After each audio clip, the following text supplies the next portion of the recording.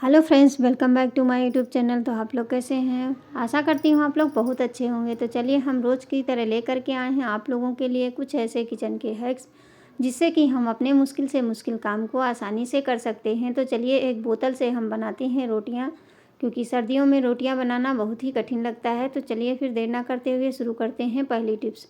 आप लोग कहाँ से वीडियो में देख रहे हैं मुझे कमेंट करना बिल्कुल ना भूलें, और मेरे चैनल को सब्सक्राइब कर लेना। वीडियो अच्छी लगे तो लाइक करना। तो चलिए पहली टिप्स हमारी है कि जैसे कोई भी स्पून हम छोटा रखते हैं कोई बाउल में, तो वो सड़क के बीच में पहुंच जाता है। उसके लिए हम क्या करेंगे, छोटी सी रबड़ बैंड ले लेंगे और इसको हम टाइट करके इस पर हम 2-3 बार ऐसे लपेट करके लगा देंगे। इससे क्या होगा, आप एक जगह में छोटे से छोटा स्पून बड़े बर्तन में आप रख सकते हैं। जैसे रखेंगे वैसे ये रखा रहेगा, चाहे हिलाएं या कुछ भी करें, आराम से ये एक जगह टिका रहेगा।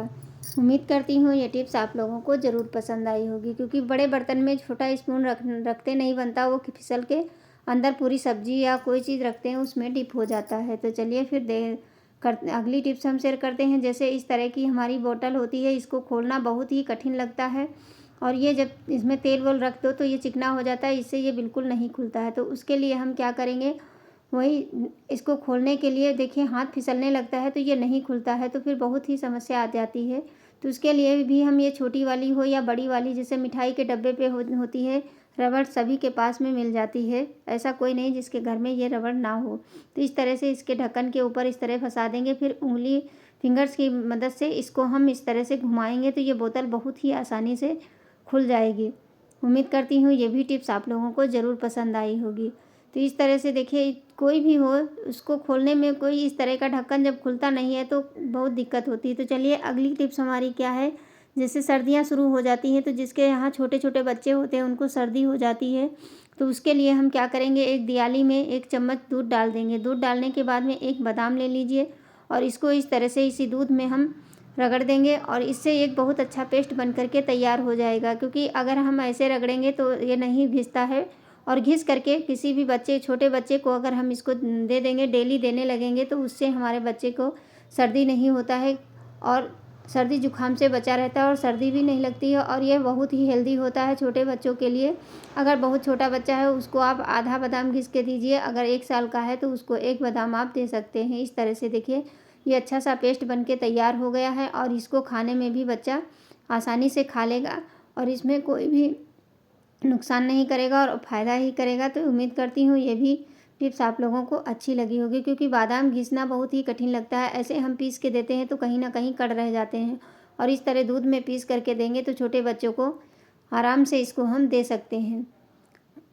तो आप लोग कहाँ से वीडियो देख रहे हैं, किस गांव किस शहर से, मुझे कमेंट करना ना भूलें। तो चलिए क्या होता है, रोटियां बेलना, जैसे हर किसी से रोटी बहुत कम बनती है, किसी से गोल बनती है, किसी से नहीं बनती है। तो एक कटोरी की सहायता से आप रोटी को इस तरह से आटे लगा करके, सूखा आटा लगा लीजिए। उसके बाद में एक कटोरी को दबा करके, मतलब गोल साइज़ की कटोरी हो उसी को इस तरह से दबाएंगे और हमारी रोटी बन करके तैयार हो गई। अगर ये चिपके तो इसमें सूखा आटा लगा दीजिए, और अच्छे से दबाने के बाद में आप देखेंगे हमारी रोटी बनके तैयार हो जाएगी। एकदम गोल रोटी बनेगी, बिल्कुल भी ये टेढ़ी मेढ़ी नहीं होगी। जिसको नहीं बनाना आता है वो भी रोटियां बना करके तैयार कर लेगा। तो चलिए देख आपको सेक के दिखाते हैं, और अच्छे से फूल भी जाती है, ये नहीं कि रोटी फूलेगी नहीं। तो इस तरह से देखिए रोटी को पलट दीजिए, उसके बाद आप सेकेंगे तो आपको खुद ही लगेगा कितनी जल्दी हमारी रोटी फूल के तैयार हो गई। आप देख सकते हैं इसमें कोई फ़र्क नहीं है, चाहे बेलन से बेली हुई रोटी लग रही है कि हमने बेलन से ही बेला है, कटोरी से कितनी बढ़िया गोल रोटी हमारी बनके तैयार हो गई है। उम्मीद करती हूँ ये टिप्स आप लोगों को ज़रूर अच्छी लगी होगी। तो चलिए अब हम बोतल से रोटी कैसे बनाएंगे। तो जैसे क्या होता है, रोटियां बेलन नहीं है हमारे पास, कहीं हम बाहर हैं और हमको रोटी खाना है, तो उस जगह पे हम क्या करेंगे, जो ये हमारी बोतल होती है स्टील वाली, इससे इस तरह से हम बेलेंगे। सूखा आटा लगा करके आप बेल दीजिए, बिल्कुल गोल रोटी बनेगी, और बहुत जल्दी बन जाती, बेलन से भी जल्दी बन जाती, क्योंकि ये वजन होती है और इससे हमारी रोटी बनाने में बहुत ही आसानी होती है, और बिल्कुल गोल रोटी बनेगी। पतली रोटी, जितनी पतली चाहें उतनी पतली रोटी आप बना सकते हैं। सूखा आटा लगा करके बेलेंगे तो देख सकते हैं कितनी बढ़िया कितनी पतली रोटी बनके तैयार हो गई है। उम्मीद करती हूँ ये भी टिप्स आप लोगों को अच्छी लगी होगी। तो देख सकते हैं कितनी बढ़िया रोटी फूल रही है, इसमें कोई फ़र्क नहीं आएगा कि आपने बेलन से नहीं बेला है। तो चलिए देख लेते हैं अगली हमारी यूज़फुल टिप्स क्या है। जैसे कि चाय हम बनाते हैं, चाय बनाने के बाद में जो चाय पत्ती बची हुई होती है उसको हम कूड़े में फेंक देते हैं या तो खाद के रूप में इसको यूज कर लेते हैं। लेकिन चलिए आज हम इसका बहुत ही यूजफुल टिप्स लेकर के आए हैं जी। इसको बहुत ही ध्यान से देखना है। इसमें हम बहुत सारे काम हम करेंगे इस चाय पत्ती से। तो इसको पहले 2-3 पानी से अच्छे से धुल लीजिए। धुलने के बाद में ये साफ़ हो जाएगा, क्योंकि जिसमें इसमें जितनी भी चीनी या दूध के गुण होंगे वो निकल जाएंगे। और इसके बाद में ये चीनी हमारी बहुत ही अच्छा काम करेगी। इसलिए इसको अच्छे से धुलने के बाद में हम इसको आगे देखते क्या करते हैं। गैस जला दीजिए। गैस पे इसको हम चढ़ा देते हैं। उसी भगोने में 1 गिलास पानी डाल दीजिए और डालने के बाद में आप ये जो चाय पत्ती धुल के रखे हैं उसी को हम इसमें डालने के बाद में हम आपको आगे दिखाते हैं क्या क्या इसमें करना है। 1 चम्मच डाल दिए हैं बेकिंग सोडा, जो मीठा सोडा खाने में यूज़ करते हैं, और 1 शैम्पू ले लीजिए, उसको इसके अंदर डाल दीजिए। अब आप सोच रहे होंगे ये शैम्पू और बेकिंग सोडे से ये क्या होगा, और इसके साथ में हम एक चीज़ और सीक्रेट चीज़ डालेंगे। आप लोग देखते रहिए। इसमें 1 उबाल आने तक इसको चला दीजिए। इसमें झाग बनने लगेगा और उसके 1 उबाल आने के बाद में इसको हम गैस को बंद कर देते हैं। इससे होगा क्या, जितना भी इसमें आगे हम इसमें डालने वाले हैं जो, वो आप लोग देखते रहिए। जैसे क्या होता है, जैसे हमारे घर में ये जो अनार के छिलके होते हैं या तो संतरे के छिलके हैं या नींबू के छिलके हैं, आप इस तरह से छोटे छोटे टुकड़े करके डाल सकते हैं। सबसे ज़्यादा तो नींबू और संतरे के छिलके इस तरह से डाल दीजिए। मेरे पास था तो मैंने सोचा आप लोगों के साथ में शेयर करते हैं। ये बहुत ही क्लीनिंग का काम करता है, और अपने घर में इसका स्प्रे कर देंगे या पोछा लगाएंगे या लकड़ी का कोई भी सामान हम क्लीन करेंगे तो ये बहुत अच्छे से क्लीनिंग का काम करेगा।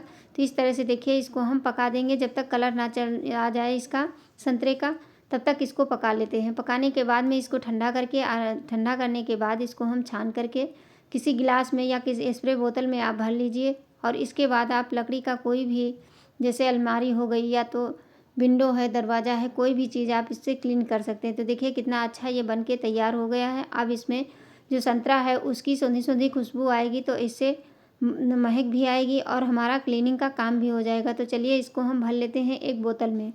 तो क्या करेंगे, ये हमारे पास विनेगर की 1 बोतल पड़ी थी, मैंने सोचा इसी में भर लेते हैं। इसमें थोड़ा सा विनेगर भी है, जो गन्ने का है वही है विनेगर। तो इसी में हम इसको डाल देते हैं ढक्कन, और ढक्कन में छेद कर लीजिए और उसको स्प्रे की तरह आप कहीं भी यूज कर सकते हैं। तो चलिए हम इसको सबसे पहले यही अपना जो किचन का हमारा ये शेल्फ होता है इसी को क्लीन करके दिखाते हैं। देखिए कितना अच्छे से ये क्लीन हो जाता है, बहुत जल्दी साफ़ हो जाएगा और चमक भी आएगी, एक शाइनिंग सी आ जाती है इससे जब भी हम कोई चीज़ साफ़ करते हैं। तो जैसे क्या होता है, फ्रिज है, बच्चे लोग गंदा कर देते हैं, हाथ लगाते हैं या कोई चीज़ लगा देते हैं, दूध है या कोई चीज़, तो इसमें गंदगी लग जाती है। इसको साफ़ करने हम या तो हम कोलिन मंगाते हैं, उससे साफ़ करते हैं। तो आपको लाने की कोई आवश्यकता नहीं, इसको आप भर लीजिए और उसी से हफ्ते में 1-2 बार इस तरह से साफ़ कर देंगे तो आपका फ्रिज है, अलमारी है या कोई चीज़ है, आप अच्छे से क्लीन कर सकते हैं। तो चलिए हम अपना जो ड्रेसिंग का शीशा है उसको मैं साफ़ करके दिखाती हूँ। देखिए इस तरह से इसमें लगाने के बाद में आप पूरे पे इस तरह से फैला दीजिए। उसके बाद सूखा कपड़ा ले करके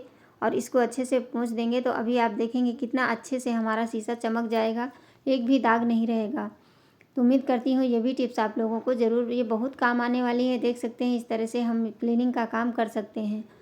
अगर अच्छी लगे तो लाइक ज़रूर करना और अपनों के साथ शेयर कर देना, और मुझे कमेंट करना बिल्कुल भी मत भूलना। देख सकते हैं कितना बढ़िया चमक गया है, तो इसी तरह से चमका सकते हैं। तो चलिए अब ये छोटी छोटी ढक्कन सभी के घर में मिल जाते हैं, तो दवाई के होते हैं। इससे हम क्या करते हैं, जैसे लौकी हुई या हमारी गाजर हुई, कोई चीज़ छीलते हैं तो इस तरह छीलनी से छीलेंगे तो बहुत मोटा मोटा निकल जाता है। इससे हमारा सब्ज़ी वेस्ट होता ही है और हमारा जो है नुकसान भी होता है। तो इस तरह से हम क्या करें, ये जो ढक्कन हमारे घर में होते हैं, ये जो ढक्कन दवाई के होते हैं, उससे अगर आप छीलेंगे तो देखिए कितना बारीक छिलता है, पतला सा, और सब्ज़ी हमारी अच्छे से छिल जाती है। और इसमें बिल्कुल भी समय नहीं लगने वाला है, 1 मिनट भी नहीं लगेगा और हमारी सब्ज़ी बहुत अच्छे से छिल के तैयार हो जाएगी। लौकी को तो बहुत जल्दी ही छिल जाती है, देखिए कितनी जल्दी ये मतलब साफ़ हो जाती है जितना भी छिलका है, और हमारी कोई भी सब्ज़ी वेस्ट नहीं होगी, चाहे तुरई हो जाए या लौकी हो जाए। इसी तरह से आप छील सकते हैं, गाजर को भी इसी तरह छील सकते हैं। छोटी सी टिप्स है लेकिन आप लोगों के ये बहुत हेल्पफुल है।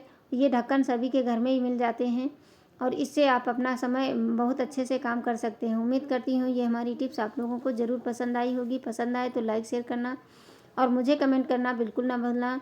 तो चलिए फिर आज की वीडियो हम यहीं पे एंड करते हैं। देख सकते हैं कितना बारीक बारीक हमारा सब्ज़ी तैयार हो गई छिल करके। अब इसको हम ढक्कन को रख लीजिए, कभी भी यूज कर सकते हैं। इसको अच्छे से पहले साफ़ कर लीजिए, उसके बाद में सब्ज़ी में यूज करिए।